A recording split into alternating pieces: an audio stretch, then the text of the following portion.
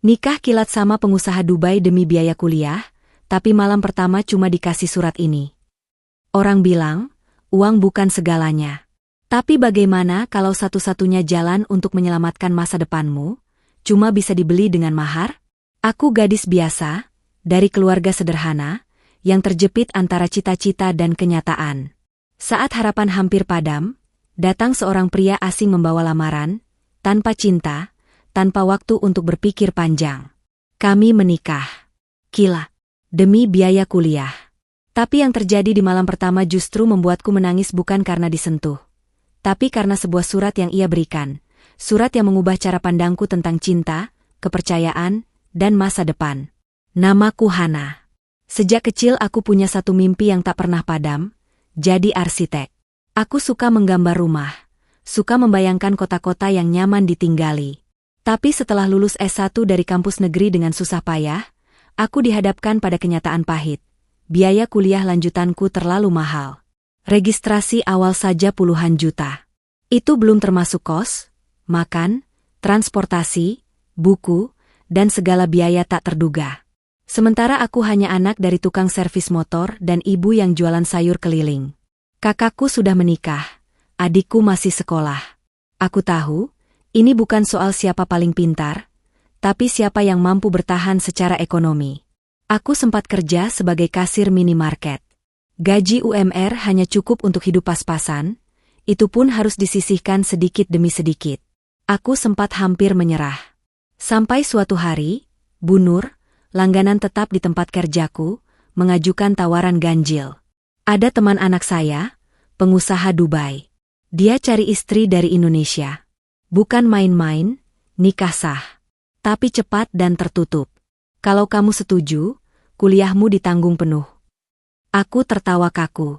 Tapi malamnya aku tak bisa tidur. Aku pandangi peta kampus impianku, lalu menatap langit-langit kamar kos sempitku. Apakah ini ujian? Atau justru jalan?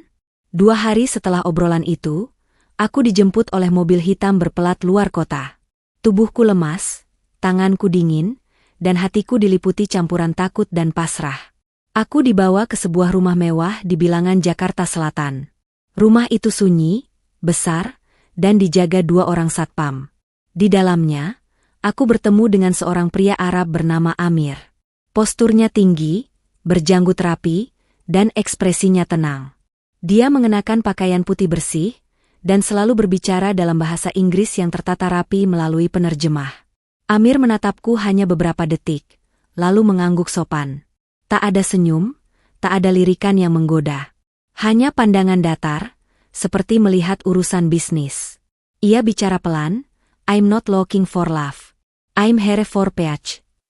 Lalu ia berkata, dia ingin menikah secara sah, tanpa menyentuh hal-hal duniawi. "You do get your education. I'll get my quiet." Aku hanya bisa diam. Rasanya seperti sedang menghadiri wawancara kerja, bukan lamaran. Tapi justru karena itu aku merasa sedikit aman. Tak ada janji palsu, tak ada romantisme murahan. Ia memberiku 1 malam untuk berpikir. Malam itu, aku duduk di kamar kecil yang mereka sediakan, memandangi jendela. Aku membuka sketchbook lamaku. Kugambar bangunan sederhana yang selama ini hanya ada di kepala.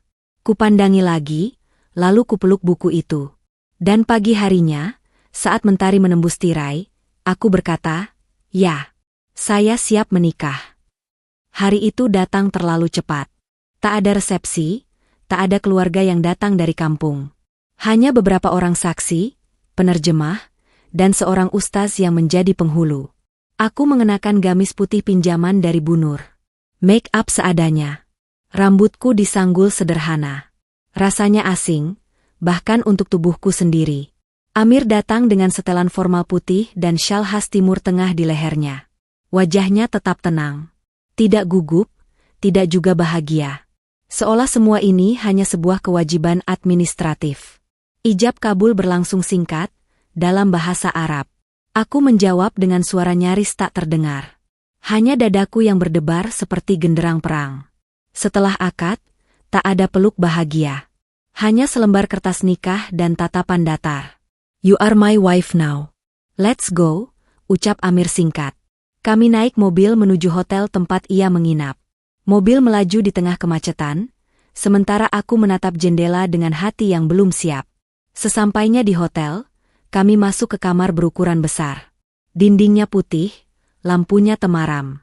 Aku meneguk ludah. Ini, malam pertama. Jantungku makin kencang. Aku berdiri di sudut kamar, bersiap untuk segala kemungkinan buruk. Tapi Amir hanya membuka kopernya, mengeluarkan sebuah amplop putih, dan menyerahkannya padaku. "Reatis," katanya pelan. Lalu ia melangkah keluar kamar, meninggalkanku sendiri di balik pintu yang kini sunyi. Tanganku gemetar saat meraih amplop itu.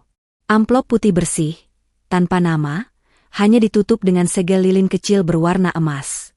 Kutarik napas panjang sebelum membuka isinya. Di dalamnya, selembar kertas bertuliskan tangan. Rapi, tegas. Ditulis dengan tinta hitam. Aku membacanya pelan-pelan. "Dear Hana, jika kamu membaca surat ini, berarti kita sudah sah sebagai suami istri. Tapi jangan takut. Aku tidak akan menyentuhmu malam ini, atau malam-malam setelahnya, tanpa keikhlasanmu. Aku kehilangan adik perempuanku 2 tahun lalu. Ia meninggal karena kanker, sebelum sempat kuliah. Aku merasa gagal melindunginya. Saat Bu Nur mengirim fotomu, wajahmu mengingatkanku padanya. Pernikahan ini mungkin terdengar aneh, tapi bagiku ini adalah bentuk penebusan. Aku ingin membantu seseorang yang punya mimpi seperti dia. 6 bulan dari sekarang, jika kamu mau, kita akan berpisah secara baik. Kamu bisa lanjut hidupmu, kuliahmu, dan aku akan kembali ke negaraku, dengan sedikit ketenangan di hati. Semoga Tuhan merahmati langkah kita. Amir." Mataku buram. Kertas itu basah oleh air mata yang tak bisa kubendung. Bukan karena aku kecewa, tapi karena untuk pertama kalinya, aku merasa dihargai sebagai manusia. Malam pertamaku bukan soal ranjang, tapi soal kepercayaan dan luka yang dibagi dalam diam. Aku rebahkan tubuhku di kasur empuk itu, sambil memeluk surat itu seperti pelindung. Dan malam itu, untuk pertama kalinya setelah sekian lama, aku tertidur dalam damai. Setelah malam itu, hubungan kami berjalan tenang. Aneh, tapi juga nyaman. Amir tinggal di kamar sebelah, sementara aku menempati kamar utama sendirian. Kami jarang bicara, tapi setiap pagi ada sarapan di meja, buah potong yang rapi, dan secangkir teh hangat, selalu disiapkan oleh pelayan hotel, tapi ku tahu Amir yang memintanya khusus untukku. Ia menyewa apartemen kecil dekat kampusku, lengkap dengan perabotan dan meja belajar. Ia juga menyediakan sopir pribadi agar aku tidak harus naik ojek setiap hari. Aku yang dulu naik angkot sambil memeluk buku skripsi, kini duduk tenang dalam mobil, memandangi jalan dengan hati lega. Tapi yang paling mengejutkan, ia tak pernah bertanya soal tubuhku. Tak sekalipun menyentuh kulitku. Bahkan pandangannya selalu penuh batas. Ia seperti menghormatiku, bukan memilikiku. Setiap bulan, ia memberikan uang saku. "Gunakan seperlunya. Sisanya ditabung," katanya. Ia juga memberiku waktu untuk menyesuaikan diri. Tak pernah menuntut, tak pernah mengintervensi kuliahku. Tapi setiap kali aku pulang dari kampus dan melihatnya duduk membaca di ruang tamu, ada perasaan yang berbeda. Aku mulai ingin tahu lebih banyak tentang dia. Kenapa ia selalu terlihat tenang? Apa yang membuatnya terlihat seolah menyimpan ratusan rahasia? Hari-hari kami memang tak romantis. Tapi bagiku, ini pertama kalinya aku merasa hidup berdampingan dengan seseorang yang memperlakukan diriku dengan utuh. Sebagai manusia. Sebagai perempuan. Sebagai individu yang punya batas dan pilihan. Dan diam-diam, aku mulai menunggu detak langkahnya di malam hari. Waktu berjalan cepat. Sudah 5 bulan sejak pernikahan kami. Hari-hariku terasa penuh makna. Kuliahku lancar. Nilai-nilaiku bagus. Beasiswa semester depan sudah hampir di tangan. Tapi ada yang mengganjal di hati, perasaan aneh yang tak bisa kusebut dengan pasti. Aku mulai takut pada hari ke-180. Hari terakhir dari perjanjian diam-diam kami. Harusnya aku bahagia. Bebas. Tapi kenapa dadaku sesak saat membayangkannya kembali ke Dubai? Setiap pagi, aku semakin memperhatikan hal-hal kecil. Cara Amir mengatur meja sarapan. Cara dia mematikan lampu sebelum tidur. Bahkan caranya menyebut namaku dengan logat Arab yang lucu, Hana'a, semakin sering membuat pipiku memanas. Pernah suatu malam, dia melihatku menangis di balkon. Diam-diam, tanpa suara. Tapi dia tahu. Dia duduk di sebelahku, tak bicara apapun, hanya menyodorkan sapu tangan kecil dengan bordiran huruf Arab. Aku takut kehilangan kamu, ucapku dalam hati, tapi tak pernah keluar dari bibir. Aku ingin mengatakannya, tapi aku ragu. Apa aku benar-benar mencintainya? Atau hanya berterima kasih karena kebaikannya? Amir tak pernah meminta balasan. Itu yang membuat semuanya makin sulit, makin dalam. Malam itu, aku memberanikan diri bertanya, kalau aku ingin pernikahan ini lebih dari 6 bulan, kamu keberatan? Dia menatapku dalam, lama. Lalu menjawab dengan suara pelan, aku takut yang kamu rasakan hanya rasa terima kasih, bukan cinta yang sesungguhnya. Aku tak bisa jawab. Karena bahkan aku pun belum tahu pasti. Apa ini cinta? Atau ketakutan kehilangan? Hari ke-180 datang seperti ketukan pintu yang tak bisa dihindari. Aku terbangun pagi itu dengan dada berat. Tak ada sarapan seperti biasa. Tak ada teh hangat. Amir juga tidak terlihat di ruang tamu. Sunyi. Jantungku berdetak lebih cepat dari biasanya. Siang hari, ia datang. Membawa sebuah kotak kecil berwarna biru tua. Ia duduk di hadapanku.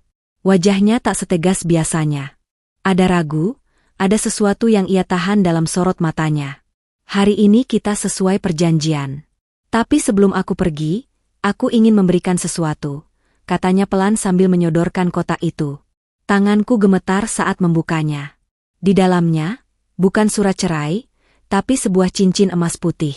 Sederhana, tapi berkilau hangat. Bersamanya, ada selembar kertas kecil bertuliskan tangan. Bolehkah kali ini aku menikahimu bukan karena luka masa lalu, tapi karena perasaan yang tumbuh dalam diam? Aku ingin tetap jadi rumah yang kamu pulang. Bukan hanya persinggahan singkat yang kamu lupakan. Air mataku tak bisa ditahan. Tangisku pecah di hadapannya. Untuk pertama kalinya, aku memeluknya. Erat. Dan dia pun membalas dengan hati-hati, seolah takut menyakitiku. Hari itu, kami menikah ulang. Resmi, dengan kehadiran keluargaku. Ibu datang dari kampung, memelukku sambil menangis bahagia. Dan kini, aku bukan hanya jadi mahasiswi arsitektur, tapi juga istri dari pria yang dulu hanya berniat menolong. Tapi akhirnya membuatku belajar arti cinta sejati. Cinta yang tak hadir lewat tatapan, tapi lewat kepercayaan dan penghargaan. Dan malam pertama kami yang sesungguhnya, adalah malam di mana dua hati bertemu, bukan tubuh. Itu malam di mana aku tahu, aku pulang.